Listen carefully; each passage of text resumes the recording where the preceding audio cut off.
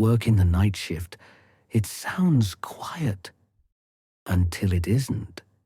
When the world sleeps, strange things awaken. Tonight, you'll hear 6 real stories from people who worked alone in the dark and never saw the night the same way again. I used to work as a night shift nurse at a small city hospital in Washington. I'd been there for years, so I'd gotten used to the eerie silence that comes after midnight, when the halls are empty and the only sounds are the low hum of machines and the distant beep of heart monitors. But there was one part of the hospital that none of us liked going to after dark: the old basement wing. It used to be part of the original hospital from the 1950s, but that section was closed down after a renovation years ago. Most of the lights down there barely worked, and it always smelled faintly of bleach and something metallic, like rust or blood. We still had to go there occasionally to get supplies from the old storage room. One night, around 2:30 a.m., the ER was quiet. I volunteered to go down to the basement to grab some extra IV bags since we'd run out upstairs. I remember joking with one of the doctors, saying I was going down to the haunted part. We laughed, but it was the nervous kind of laugh you make before walking into somewhere you don't really want to go. The elevator to the basement rattled as it moved down. The moment the doors opened, a rush of cold air hit me. The lights were dim, just a few flickering fluorescent tubes that buzzed like angry flies. The hallway stretched out in front of me, empty and gray. My footsteps echoed in the silence. As I reached the storage room, I heard it. My name. Anna. It was faint, like a whisper carried through a vent. I froze. At first I thought it was my coworker joking over the intercom, but then it came again. Closer this time. Anna, come here. I felt the hair on the back of my neck stand up. The voice was familiar. It sounded like Mrs. Reynolds, an elderly patient who had passed away the week before. I'd taken care of her during her final hours. She'd always called my name softly, exactly like that. My stomach turned cold. I told myself I was imagining it. Hospitals mess with your head during long nights. The lights, the silence, the fatigue. I grabbed the supplies quickly and turned to leave. But when I reached the elevator, the doors wouldn't open. I pressed the button again and again. Nothing. Behind me, something clattered, like metal hitting the floor. I spun around and saw a bedpan rolling slowly out of one of the empty rooms. That room shouldn't have even been open. My heartbeat pounded in my ears. Then I heard it again. Anna!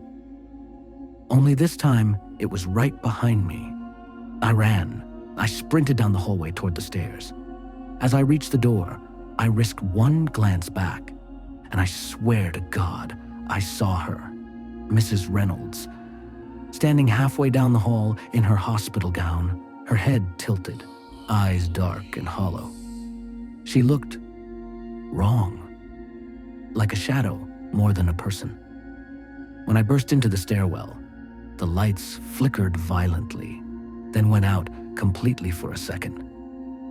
I could still hear the faint squeak of her slippers behind me, echoing on the concrete steps. I ran up 2 floors without stopping.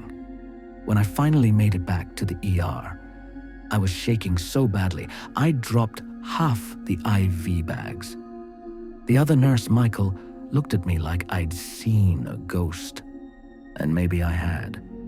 He said I was white as a sheet. I told him someone was down there. He went to check with security, but the cameras in the basement had gone static around the exact time I went down. They found nothing. The next morning, I refused to go back to the basement again. A few days later, one of the janitors told me he'd been down there fixing a pipe and heard a woman humming near the old patient rooms. But when he checked, the hallway was empty. He described the tune exactly. The same lullaby Mrs. Reynolds used to hum before she died.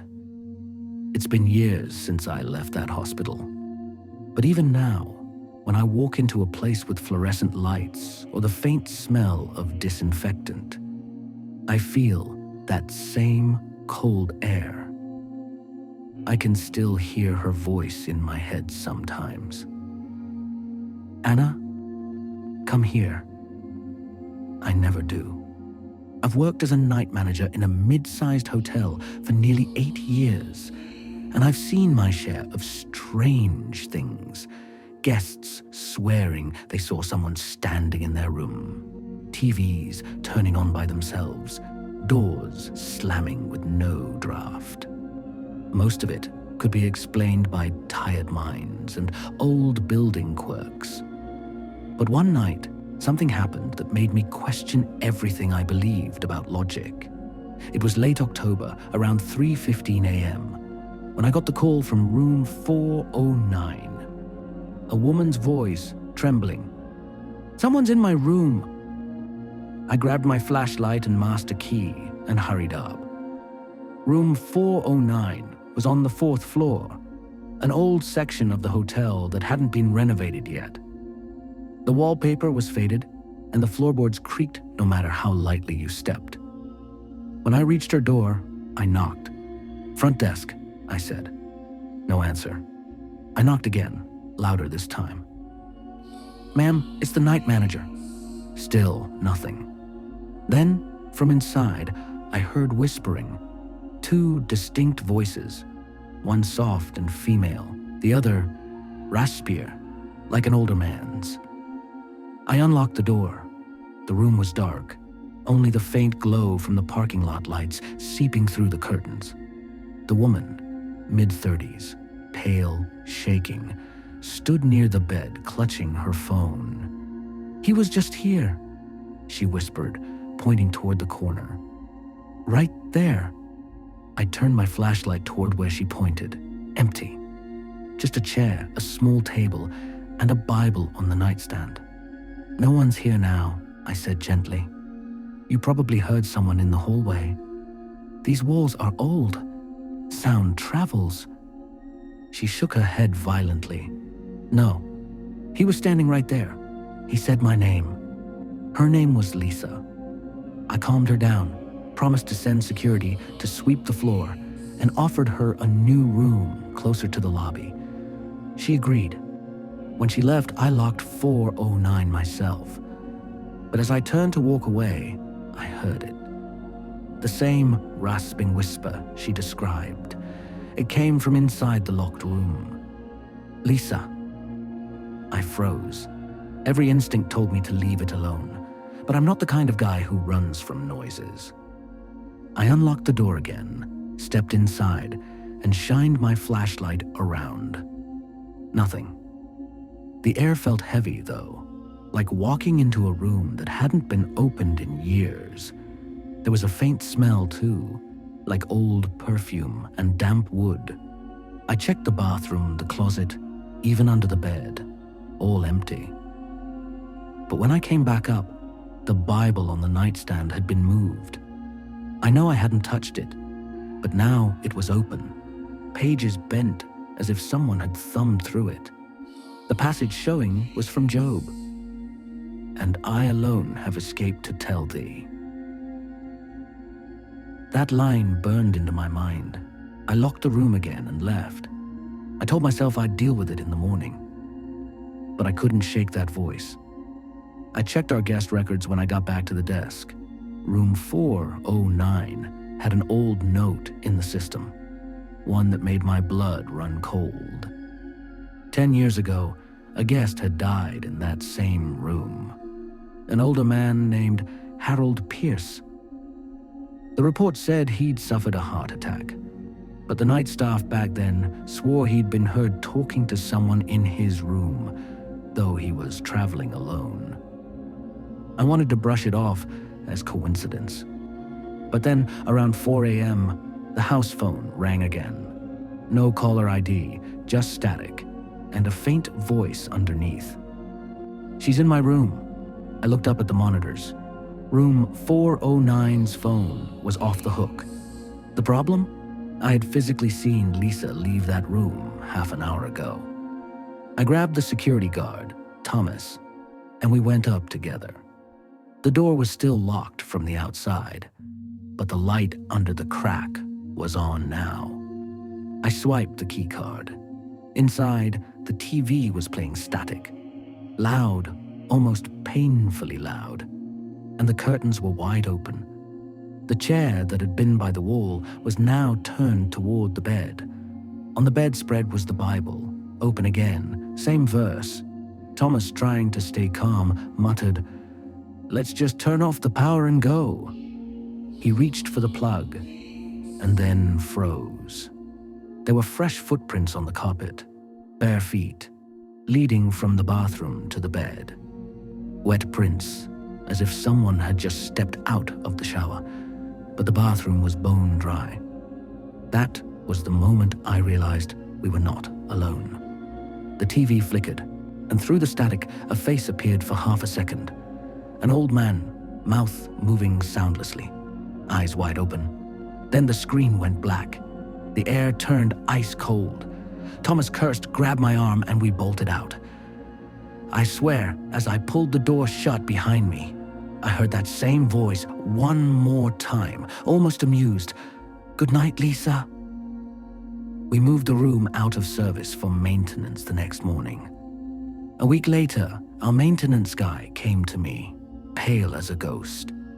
He'd gone in to repaint the walls and found something under the old wallpaper. Words carved into the plaster, repeated over and over in shaky handwriting. "I'm still waiting for you, Lisa." Since that night, room 409 has remained empty.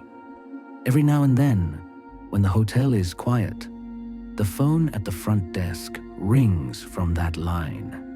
Even though it's disconnected, we keep a note taped under the phone now. It just says, "If you hear a whisper, hang up." I worked nights at a 24-hour diner just off the highway, a lonely little spot called Miller's. It sat across from an old cemetery, the kind with leaning tombstones and names worn away by time. Most of our customers were truckers, cops, or insomniacs chasing caffeine. I didn't mind the quiet, but after one particular night, I'll never look at that diner or that graveyard the same way again. It was late, around 2:40 a.m. The neon sign outside buzzed and flickered, and the rain came down in sheets. My coworker, Lisa, had gone home sick, so it was just me and the cook, Earl. Business was dead, no pun intended. I wiped the counter for the 5th time when the front door creaked open. A man stepped in, tall and thin, wearing a soaked brown coat and a wide-brimmed hat that shadowed his face. His clothes looked decades out of place, like something from the 1950s. He didn't say a word, just sat at the far booth by the window facing the graveyard. I grabbed a menu and walked over, forcing a smile. "Coffee?" I asked. He nodded once, never looking up. His hands were pale, almost gray, with dirt under his fingernails. I poured him a cup and noticed water dripping onto the floor beneath his seat, though he hadn't left any puddle behind him when he came in. When I looked down again, the floor was dry. I went back to the counter, trying not to stare. Earl, the cook, leaned over and whispered, "We get weirdos sometimes. Ignore him." But there was something about the man, the way he sat completely still, like a photograph, He never touched his coffee. He just kept staring out the window, straight toward the cemetery. Around 3:10, the diner lights flickered. For a second, everything went black. When they came back on, the man was gone. The coffee cup was still steaming, full. I checked the door, still locked from the inside. No footprints, no sound. Earl swore he hadn't seen anyone leave. Then we heard it, the jingle of the diner bell, even though the door hadn't moved. I used to work the night shift as a hospital security guard.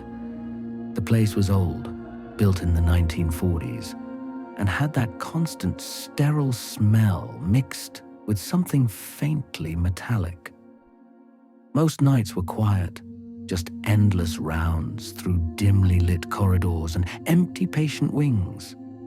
But one particular night still sticks in my mind, like a scar that won't fade. It was around 2:30 a.m. when the cameras started flickering. The monitors in the security room showed static on one specific hallway, the East Wing, which hadn't been used for years.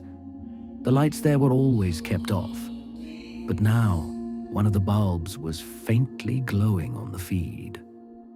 I thought maybe one of the janitors had gone in, so I grabbed my flashlight and headed that way. The hallway felt colder than the rest of the building. My footsteps echoed too loudly, like the walls were listening. When I turned the corner, I froze. That same bulb I saw on the monitor was indeed glowing, but it was swinging as if someone had just brushed past it. I called out, "Anyone here?" The sound of my voice disappeared into the darkness. Halfway down the hall, I noticed something strange on the floor. A wheelchair, positioned perfectly in the middle, facing the wall. It wasn't there earlier. As I approached it, the faint squeak of rubber wheels echoed from somewhere behind me. But when I turned around, the hallway was empty. That's when I felt the cold breath on my neck, and a whisper, low and strained, "Don't turn around." I ran. I don't even remember deciding to, but my body moved on its own. I bolted down the hall, nearly tripping over the wheelchair, and slammed the security door behind me. My chest was tight, and my hands were shaking so badly I could barely hold the radio. I tried to contact the other guard on duty, but the line was filled with static, just a harsh, whispering hiss. After a few minutes, the cameras came back online. I looked at the East Wing feed again. The light was off now. The wheelchair was gone. But then I saw movement, a faint shadow gliding slowly across the frame, stopping right where I had been standing. I leaned closer to the screen, trying to make out the shape. That's when I saw it. A face, pale and distorted, staring directly into the camera, its mouth wide open like it was screaming. But no sound came through. The feed went black. When morning came, I reported the incident, but the supervisor just nodded like he'd heard it before. He said quietly, "That hallway used to be part of the psychiatric wing. A nurse was found dead there in '67. Some say she never left her rounds." I tried to laugh it off, but that night when I walked past the East Wing again, I could swear I heard the faint squeak of a wheelchair moving in the dark. And a whisper just behind me, "Don't turn around." I worked the night shift at a small gas station off Highway 46, a lonely stretch surrounded by miles of pine forest. We were open 24 hours, but after midnight, customers were rare. Mostly it was just truckers stopping for gas, or the occasional lost traveler asking for directions. I liked the quiet, until one night in late October when things changed. It was around 3:15 a.m. The air outside was thick with fog, so dense it swallowed the streetlights. I was sitting behind the counter, half asleep, when I heard the soft ding of the front door. I looked up, but the door was still closed. The bell had rung, but nobody had entered. I frowned, stepped around the counter, and peered through the glass. Nothing. Just fog. When I turned back, the security monitor flickered. Camera 2, the one facing the pumps, showed someone standing there. A tall figure in an old hooded raincoat, head bowed. I blinked. I hadn't heard a car pull in. No lights, no engine noise. I picked up the intercom and said, "Sir, we're closing for maintenance." The figure didn't move. He just stood there, slightly hunched, as if staring directly at the camera. I grabbed my flashlight and went outside. The cold air hit me like ice. The pumps were empty. No one there.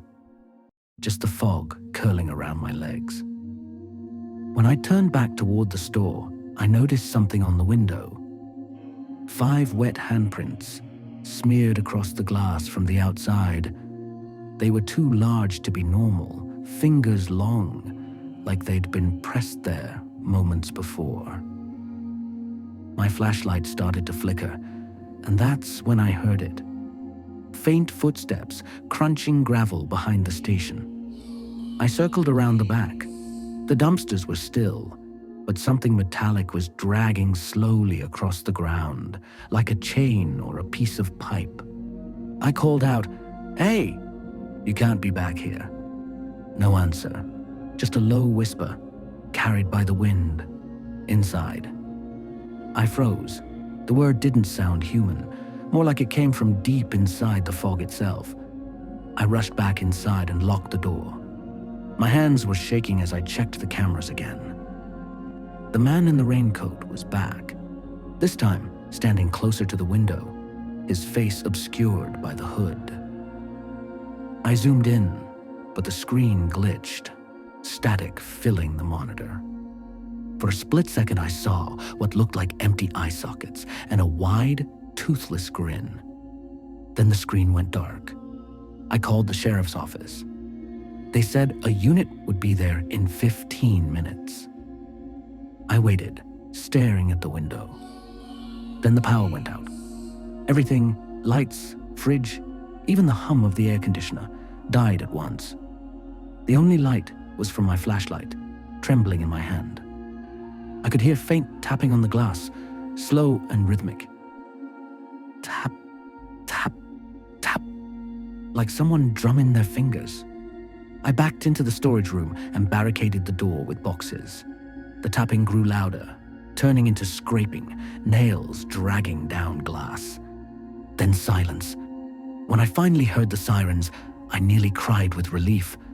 The police arrived, found the power lines slashed behind the station. The cameras were fried, all except one.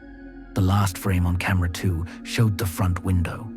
No man, no fog, just those 5 handprints, still fresh and dripping. They never found anyone, and I quit a week later. But sometimes, late at night, when I drive that highway, I still see that same fog curling around the trees. And for a moment, I swear I see the faint outline of a hooded figure standing by the pumps, waiting for me to stop. I used to work the night shift as a janitor at St. Mary's Hospital, an old building tucked at the edge of town, half of it shut down since the early 90s. The new wings were clean, bright, full of life. But my duties were in the old surgical ward. 4 floors of silence, flickering lights, and long hallways that smelled of bleach and dust. At first, I didn't mind it. It paid well, and most nights I listened to the radio and finished my rounds in peace. But after my 3rd week, things started to feel wrong. One night around 2 a.m., I was cleaning the 3rd floor. The lights on that level were motion activated, so they'd only turn on as I walked. As I mopped near the nurses' station, I noticed one light flicker ahead of me, as if someone else was walking there. I called out, thinking it might be security, but got no response. Then the motion lights turned on, one by one, moving down the hallway, as if an invisible person was walking slowly away from me. I froze. Then, just as suddenly, every light went out. I stood in complete darkness, heart pounding. My radio crackled, and I heard what sounded like breathing, faint and shallow. Then a whisper, "Room 304." That room didn't exist anymore. It had been sealed off years ago after a fire. I knew because I'd cleaned near it earlier that night. The door was welded shut. Trying to stay calm, I went downstairs to check the breaker panel. Everything looked normal. But when I got back to the hallway, there were wet footprints leading from the nurse's station toward the sealed door of room 304. Bare feet, small, like a child's. They stopped right in front of the welded metal and disappeared. I backed away, my throat dry. As I turned to leave, I saw movement reflected in the glass of a medicine cabinet. A figure standing behind me, pale and thin, wearing a hospital gown. I spun around. No one there, but the mop bucket beside me began to roll on its own, its wheels squeaking softly. It hit the far wall and stopped. The same whisper came again, closer this time. "You shouldn't be here." I ran down the hall, hitting the elevator button again and again, but it didn't move. Then the lights flickered back on, and I realized the elevator doors were already open. Inside stood a nurse. She was wearing an old-fashioned uniform, the kind from the 60s, and her head was tilted slightly to the side, like she was studying me. "You're late," she said softly. "They're waiting for you in 304. Before I could answer, the elevator doors slammed shut. The panel went dark, and when I pried them open again, the car was empty. I left my mop, my cart, everything, and ran to the security office. The guard on duty looked at me like I was crazy. I told him what happened, and he just sighed, rubbing his temples. Then he opened a drawer and showed me an old photo. "Is this who you saw?" he asked. It was her, the same nurse from the elevator. He said her name was Margaret. She died in that fire 30 years ago, trying to save patients from room 304. I quit the next morning, but last week, out of curiosity, I drove past St. Mary's. It's been abandoned now, windows boarded, signs faded. Yet, as I stopped at the red light, I saw the faintest glow from the 3rd floor.